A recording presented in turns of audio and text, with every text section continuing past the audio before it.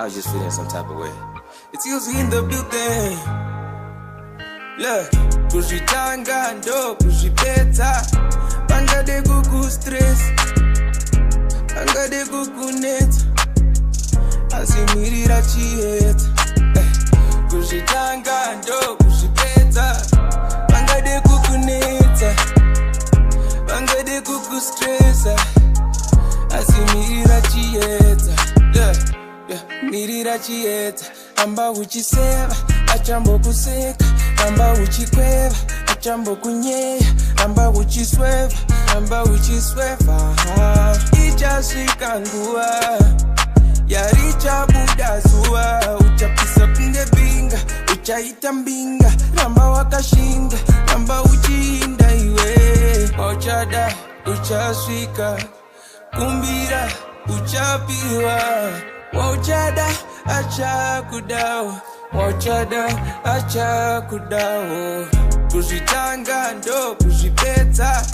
Pangade kuku stress, pangade kuku net.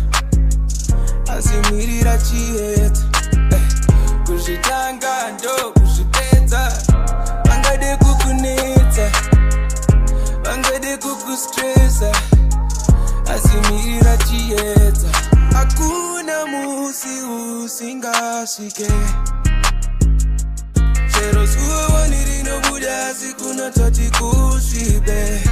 Yeah, I stayed in my lane. Yeah, I'm the one, no lane. Yeah, and I'm lyrically insane. Yeah, can't stop, it's too late. Unholy as we are, we still pray for better days. Yeah, unholy as we are, we still give him all the praise. Oh yeah. Wauchada, uchasvika. Kumbira, uchapiwa. Wauchada, achakudawo. Wauchada, achakudawo. Kuzvitanga ndo kuzvipedza. Pangade kuku stress, pangade kuku net. Asimirira Chiyedza. Kuzvitanga ndo kuzvipedza. Pangade kuku net, pangade kuku stress.